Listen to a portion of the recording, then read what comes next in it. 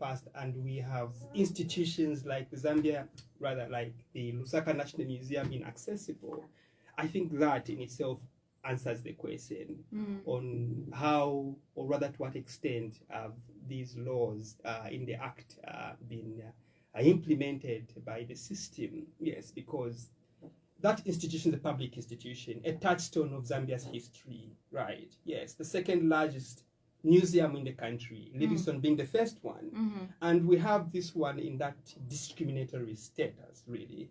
It's really quite unfortunate, and it shows the less attention that government has put towards implementation of this act. So just to answer your question, really, there's not really been the needed attention with regards to the implementation of the act by the system itself that put in place this act. So yeah, less attention has been put, really, yes, in making sure that the act is implemented by the system itself, by the private sector, and our society as citizens. So yeah, which is really quite unfortunate. Really quite unfortunate. But I mean, you did mention earlier that we are making a few steps in the right direction. So I guess it will take a little bit more time to be able to get these people to be accountable to these laws that have been enforced in place.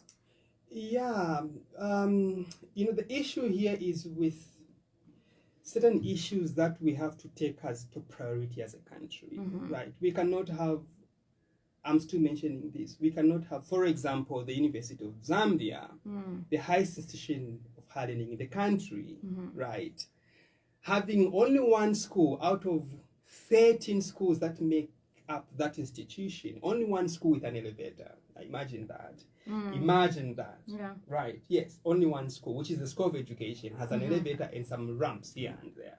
The rest of these other schools, 12 schools, do not have elevators. The central administration itself does not have an elevator.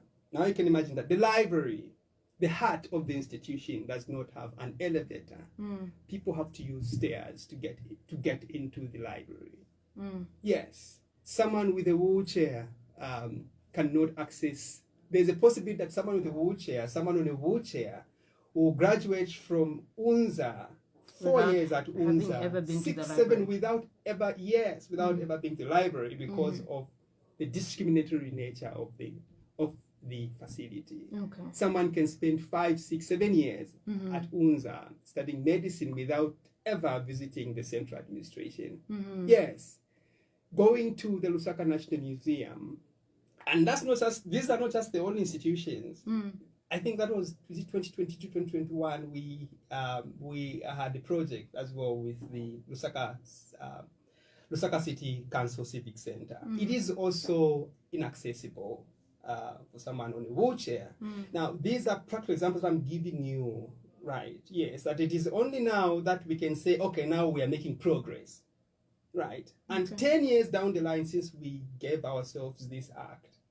And by the way, the act that we're talking about right now, the 2012 Act, that is an amended act. It's not the first, that was not the first time us having given ourselves that act. No, it was an amended act. Yes, so we've had this act since way back. Yes, since the 1970s, 1980s, some time back, and we still have these issues. Yes, when was the University of Zambia built?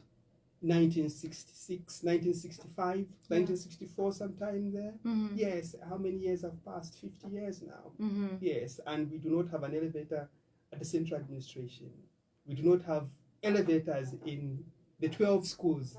The 12 schools, only one school. UNZA has 13 schools, and only one school, education, has an elevator. So these should tell you really on the struggle that persons with disabilities, the challenges that persons with disabilities really have faced in this country, which is really quite unfortunate. But of course, we do celebrate the milestones so far that we have achieved as a disability rights community in the country by, yes, these same statistics that are coming out now that, no, we have this number recruited, we have that number recruited.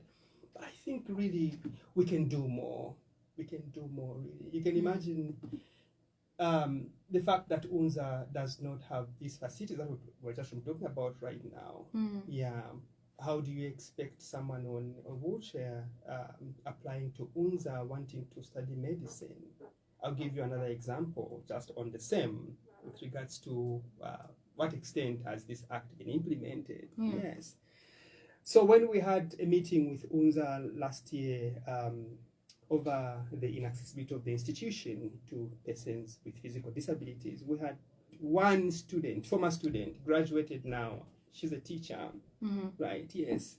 Her dream was shattered by the institution for lack of these facilities we're talking about right now. She applied in the school of medicine, wanted to study medicine, but unfortunately, she could not proceed with that career pathway because of the inaccessibility of the facility of the school of medicine. So she was told to withdraw. You can imagine being accepted from the beginning, and you celebrate that you have been accepted at the University of Zambia School of Medicine. Yeah, a scream there.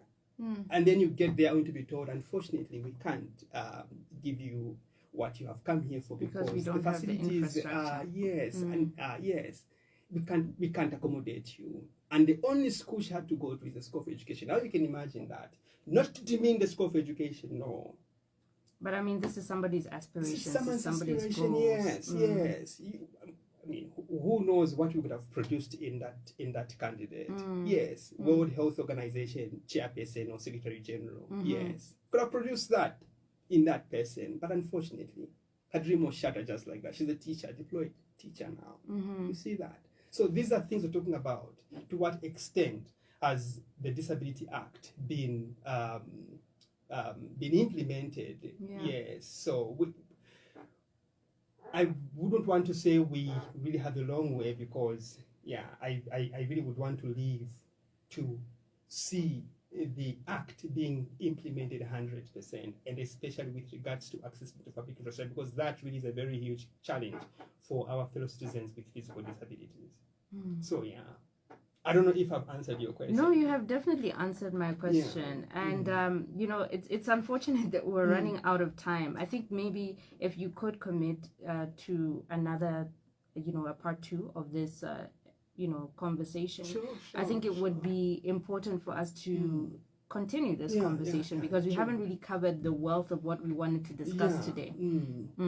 For sure. It is really a broad topic that really requires enough time. Yes, and we're very much available. Yes, I mean, this is the only media, this is the only platform that we are so sure of that someone in the outskirts, someone in the countryside is listening to us, and through that there is that change of mindset, and they also come on board. So we're very much available to engage with you, at the point when you are ready to engage with us. So Okay, so what we'll do is that we will have a discussion with the foundation, see when you can come, we can schedule a part 2 of this, and really just learn a little bit more about how also we in the media can actually assist in your cause.